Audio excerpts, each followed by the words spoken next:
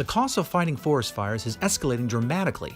In just 6 months alone, California's firefighting costs topped $700 million, and it now consumes more than half of the U.S. Forest Service budget. What can be done? We'll ask Pedro Nava, chair of the nonpartisan Little Hoover Commission. Fighting Fire with Fire, Rethinking Forest Management. Additional funding for the Maddy Report made possible by a grant from The Wonderful Company, harvesting health and happiness around the world. Chevron's Coalinga oil field and Fresno County have been doing side by side for over 100 years. Learn more at doers.com. From the California Channel at the State Capitol and the Maddy Institute, it's the Maddy Report with Executive Director of the Maddy Institute, Mark Kepler. Welcome. Recently, California has been hit by historic forest fires. In fact, Governor Jerry Brown has described wildfires as now being a year-long phenomenon. Some think a factor may be how we've managed our forests, suggesting that we should literally fight fire with fire. That was a finding of a recent report by the Little Hoover Commission.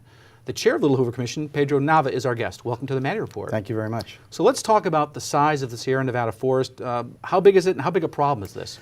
Well, the Sierra Nevadas are about 10 million acres in the Sierra Nevada. And in fact, California's forests comprise a full 1/3 of our land mass. So it's a significant portion of the state. Put it in perspective, that's the size of New York, you said in your report. Well, I mean, that's a large size. Well, it is, it is a resource that really isn't recognized, I think, by most Californians because it's not right in their backyard. But it contributes so much to our economic vitality and our environmental health as well. Yeah, and you were saying in your report that about 60% of the Sierra Nevada forest has really got a problem, too. Well, we have, most of the people who think about the Sierra Nevadas and a problem, so to speak, are focused on the bark beetle. And in fact, that's why we first became interested in it. But when we started to look at the impacts of the bark beetle, we realized it was just a symptom. It is just one of the issues that is of a problem for our forest, but it goes much deeper than that. It goes all the way to forest management. And if we're going to have healthy forests, we're going to have to become directly involved in what we do with our forests. So you were saying, so we got here, it wasn't just the bark beetle. You talked about in your report about the drought and policy. Talk a little bit about the policy issue just briefly.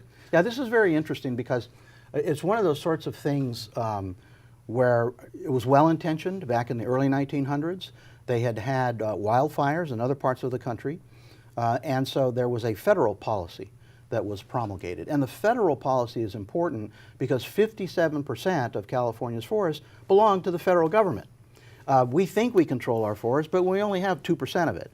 About 35% is owned by private parties. So 57% of the forest owned by the feds. And the feds created in the 1900s a policy on fire suppression. In other words, if you have a fire, you got to put it out. So the first rule was we don't want. Which seems logical. Well, I mean it does. And if you're living in the forest and if you're at risk, then you want that fire put out. Mm-hmm. And so they went from 10 acres, put it out, to the fire must be put out by 10 o'clock the next morning.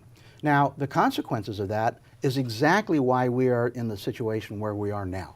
Because this policy to put out all fires right away has resulted in essentially making an unnatural forest. Yeah.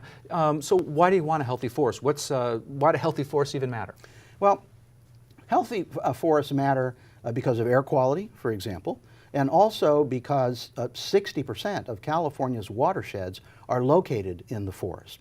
And when you have the catastrophic fires that we have been experiencing for many, many years now, and if we don't change what we're doing, and we're going to continue to experience them, that impacts our water quality and it impacts our air quality. California is very focused on reducing greenhouse gases. It's interesting that in your report, which I did not know, that the carbon capture and storage is a significant part of the role that forests play. Well, healthy forests. I think that's important. Right. A role that the forest play, a healthy forest plays, is carbon capture. And let me give you an example, because it's the kind of forest that we have now. Back in the day, before the federal policy, a forest would have anywhere from 50 to 80 trees per acre. Large trees, healthy trees, strong bark. We now have anywhere from 300 to 400 trees per acre. Now you're thinking that's terrific, more trees. They're the wrong kind of trees because with a healthy forest, taller trees actually have gaps up in the canopy. So that allows rain to reach the soil, that allows snow to reach the soil, that allows sunshine to reach the soil, which helps with all of the processes that are important for that. A crowded forest, 300 to 400 per acre, you have small trees. They're not as healthy, and they are more subject to catching fire and therefore creating the greater catastrophe. Yeah, so you say that, we noted earlier that the federal government controls much of this land. So what is the state going to do? What can the state do? The state is going to take advantage, as they have been doing, of the good neighbor policy that we have with the federal government. And so that calls for and provides for cooperation between the state of California and the federal government in managing the forest. And California has been doing a good job of that in the areas where they've been able to. It requires additional cooperation with the feds, and remember, 35% of our forests belong in private or held in private hands. You got to work with those folks too, but what the state can do is be the catalyst to help bring these things together. The other thing you mentioned in your report, though, is fire suppression. Is also the costs of fire suppression are going up. Yeah, we talk about forest fires, we call them, as well as prescribed burns and managed burns. So a prescribed burn is a situation where you have personnel that are specifically trained in the techniques. They cooperate with communities. They work with air quality. A prescribed burn costs about $200 an acre. $200 What does fire suppression cost? About $830. Well, there you go. Right. That's quite a big difference. We're going to talk more about that in a minute. Is fire management the answer to wildfires? That conversation in a moment. This is the Maddy Report. Welcome back. I'm Mark Kepler with the Maddy Institute. According to a recent report issued by the California's nonpartisan Little Hoover Commission, quote, for 100 years, a culture of fire suppression in California forests has led to disastrous results, unquote. Instead, they recommend that the state literally fight fire with fire. The chair of the Little Hoover Commission, Pedro Nava, is our guest here to explain that recommendation. So you're talking about more frequent, low intensity, talked about prescribed and managed fires is better than fire suppression or mechanical thinning. Why? Well, let me correct something. I called it the good neighbor policy before. It's a good neighbor authority. But anyway, fires, comparing prescribed fire compared to fire suppression. We all know fire suppression. That's when all the trucks roll out because you've got this disastrous fire that's burning up hundreds and thousands of acres. And you still think that's necessary where fires are near neighborhoods, of course? Well, yeah, we're not saying that too bad, you're in a place where there's a fire, get over it. We're saying that when you've got life at risk and you've got significant infrastructure that has to be protected, well then, yeah, of course, you go put out the fire. But the point is that if you engage in fire management practices and forest management practices in advance, you're less likely to have the super fires that we have now. So a prescribed burn is when you have firefighters that are specifically trained in that kind of project who work with the Air Resources Board to identify the best time to have a prescribed fire. You can go through and at the cost of about $200 an acre, remove the underbrush, which is creating the threat, because in many areas it's been there for 100 years and it's dense and it burns hot and it quite literally destroys the soil. So talk a bit more about how fire adapted forests are actually healthier. Well, it's an interesting thing, because when I think about the forest and what I used to see, you see large trees, anywhere from 40 to 60 to 100 feet tall, who have very dense bark.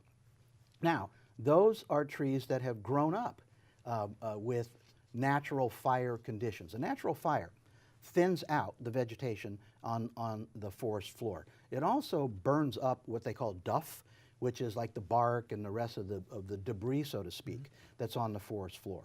And you need to get rid of that stuff because it has an impact on the health of the tree.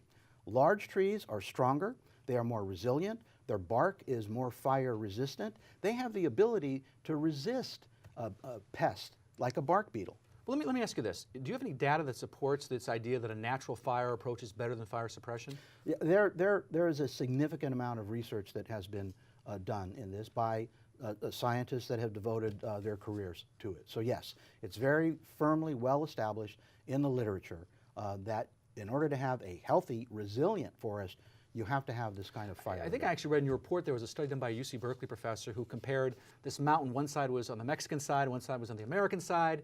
The Mexican side led it to a natural burn. The Americans did this kind of fire suppression. Right.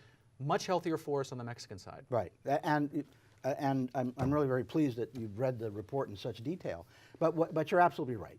We had this unique scenario where half of the forest was in the United States and the other half of the forest was in Mexico. On the United States side, they put the fires out and put the fires out, put the fires out. On the Mexican side, they had fires every so often, so it cleared out the underbrush. And the forest was healthier on the Mexican side. Then they had the drought came. And even with the consequences of the drought, the researchers found that the Mexican forest that had had fires still was in better shape than the American side. Well, talk a little bit about this kind of managed fire, the fires that occur naturally and allowed to burn. Well, those are primarily going to occur in areas of wildlands. Kind of like remote areas. Well, that's where it makes the most sense. Right. So I think if you give thought to prescribed fires, which are those fires which are closely managed by fire-trained personnel, and the other natural sort of fires, those are going to tend to take place further away from centers of population. So what are some of the challenges, and let's talk about prescribed fires where you're controlling where the fire is. Right. What are the challenges to doing prescribed fires? Well, part of the challenge is getting the public to understand that it's actually it's preferable than to just allow the forest to grow in the way it's been growing, where you then have the consequences of a super fire, so to speak. Yeah, and I think people are worried that if you have a prescribed fire, that all of a sudden it's going to get out of control and it's going to go into neighborhoods, but that's not really the case.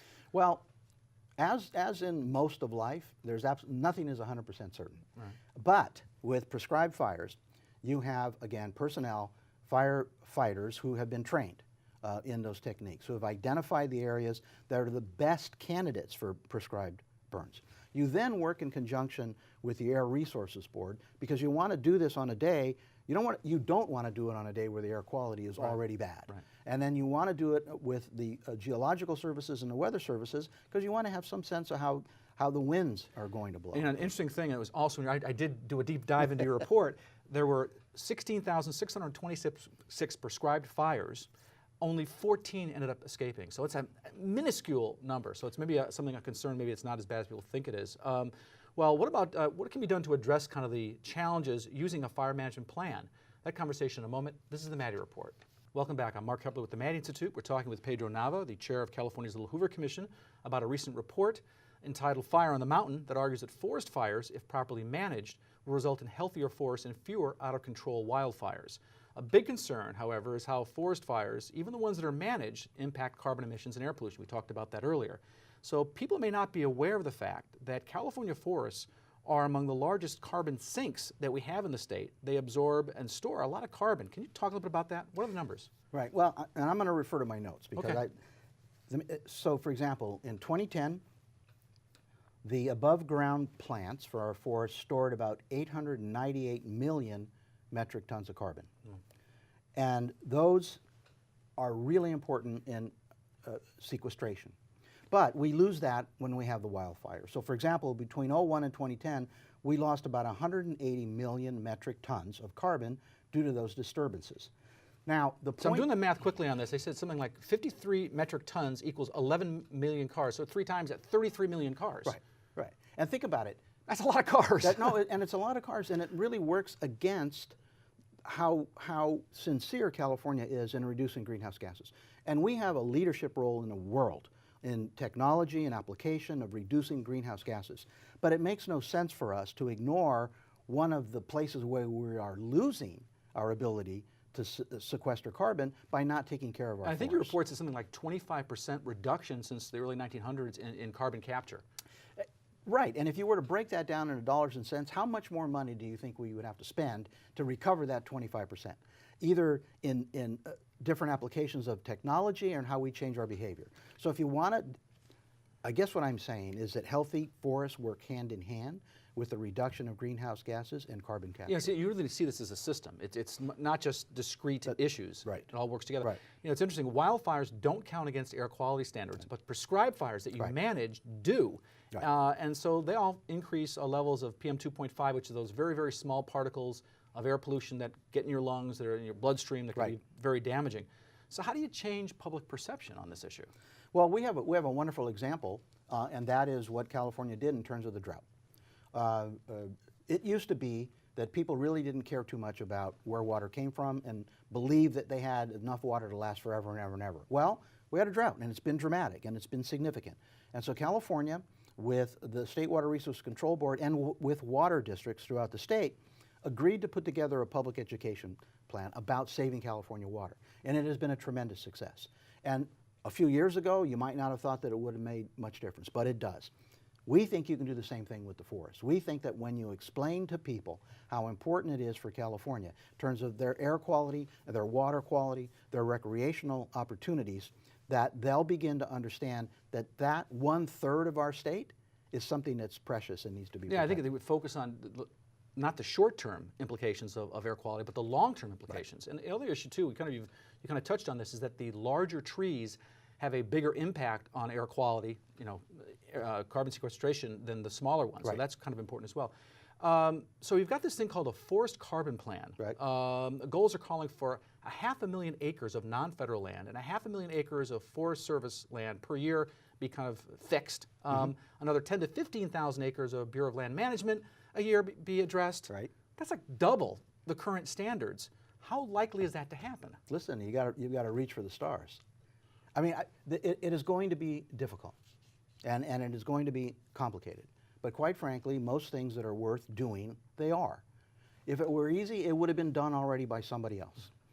But again, if we take a look at the economics, $200 an acre for a prescribed burn, over $800 for a forest fire. You either pay me now or you pay me later. And so we're going to need continued work with the Good Neighbor Authority to work cooperatively with the federal government and with private landowners to move forward in meeting those goals of addressing those 500,000 acres on one end and another 500,000. It's really interesting what you're talking about. It really is about changing from a reactive policy to a proactive policy. Now, it's costing us money now. Right. It's just that but people don't think about it, right? That's right. I mean, if you're responding to a forest fire and it's a crisis, everybody says, well, of course you have to pay that. But we also need to get people to start thinking about, why don't we just pay $200 now per acre instead of the $800 that you're going to have to pay later. And not only that, but the cost associated, the federal government is spending somewhere in the neighborhood of $2 billion a year on fire suppression in California. We can reduce that as well through an appropriate forest management plan. So where does the Air Resources Board fit into all this? Well, the Air Resource, again, as you mentioned, if you have a forest fire, then it's like, the air is horrible, but it doesn't count against you as a local authority, local government. If you want to do a prescribed burn, then you have to calculate it very carefully. We need cooperation with the Air Board. One of the things that the Air Board does is they have many stationary monitors that evaluate the air quality. There now is, through technology, portable monitors and small units that can actually go to where you want to have the fire, that are going to be more accurate and give you the best information so that you can work cooperatively with the Air Board on when it is the best time to do a prescribed burn. Okay, well, we're going to continue this conversation. What else can be done to tame California's wildfires? That conversation in a moment. This is the Maddy Report. Welcome back. I'm Mark Kepler with the Maddy Institute. We're talking with Pedro Nava, chair of California's Little Hoover Commission, about a recent report they did entitled Fire on the Mountain, basically talking about fighting fire with fire. One of your recommendations, though, is to better utilize the wood being removed from forests. Can you give me some examples of that? Yeah, as I mentioned, a healthy forest has between 50 and 80 trees per acre. What we have now in some areas is 300 to 400 an acre. And so it's very small diameter lumber. They're not large trees. But in some areas, they have proven that they can be harvested, and they can be prepared and then used as laminate. Oh. And so, California imports 80% of its wood products. We have 1/3 of our state as forest, but we bring in 80% from other places. So we think one of the ways to help with the rural economies is to take these smaller trees and turn them into usable wood products. And in fact, the Tree Mortality Task Force does have a part of that group that is looking at doing that. And it's one of the ways that we can help rural economies and taking the material that is growing there as we thin our forests. But isn't one of the problems, though, the sawmills are kind of shutting down? Well, it is true, but you can have smaller scale sawmills using current technologies and put some of that wood to use. You also talk about biomass as kind of an energy source. It sounds like it's going down. They're not using it as much as they used to. Yeah, biomass has a whole host of its own kind of unique, people like the word challenges, in that it tends to be more expensive per kilowatt hour. There has to be an assessment of what they call least cost best fit. But biomass facilities, if they're using current technology, can reduce what they emit, can generate energy, And under the right circumstances, that can be sold back into the grid. But that's not going to be easy. Yeah, but it's also kind of a cost-benefit thing, right? Yeah, we probably would prefer, wind or solar or something like that, but in these situations, to help deal with the forest issue, we need to get rid of this wood somehow. This is, on balance, probably the right thing to do. Well, the conversation really has to be, again, least cost, best fit. What we've done in energy in California is focused almost exclusively on least cost. But if you take into consideration the point that you made with best fit, how does that contribute to the community? If you are taking material from the forest that you don't have to transport statewide, thereby reducing greenhouse gas in transport, and then using it to generate energy, you might actually come out with a better cost per kilowatt. Yeah, net positive. So you talked about education too. I want to briefly touch on that. So it's kind of the Save Your Water, Save Our Water campaign. And I think in your report it says that was only $16 million. That in the scheme of things, that's pretty inexpensive. Yeah, I mean, when you think about the benefits that can come about from managing our forests appropriately and educating the public, the other side benefit to that is you begin to really understand how marvelous California is. That you've got a third of your state that is forest. That you've got people who make their livings in the forest. A forest in some of these rural communities is their Disneyland. It's their industrial center. It's their manufacturing center. It creates jobs for people who live in those places. They tend to be overlooked because they're rural and they're hard to get to. But I really do think one of the ways to honor everything that California is you have to recognize how important the forests are. Now I want to ask you this last thing about the governor's tree mortality task force. What would you like to see them do? We'd like to see them continue with this marvelous example of cooperation that they've demonstrated so far. The governor in his State of the State made reference to forming a forest management group. We think you can take the lessons and some of the people and some of the entities. There's 80. Can you imagine convening a meeting with like 80 No, representatives? There's 80 representatives in that tree mortality task force. They have figured out how to work together, how to trust each other, and how to keep their eyes focused on results. And you take all of those lessons, transfer some of those over to the forest management new effort, and I think that you're a long way towards success. Well, I'd like to thank our guest, Pedro Nava with the California's Little Hoover Commission, for joining us. Always enlightening. This is Mark Kepler for the Maddy Report. Thanks for joining us.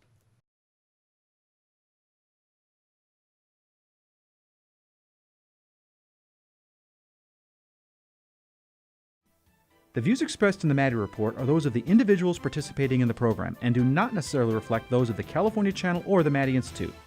If you'd like to share your thoughts about the points and opinions expressed on the Maddy Report, visit our website at maddyinstitute.org.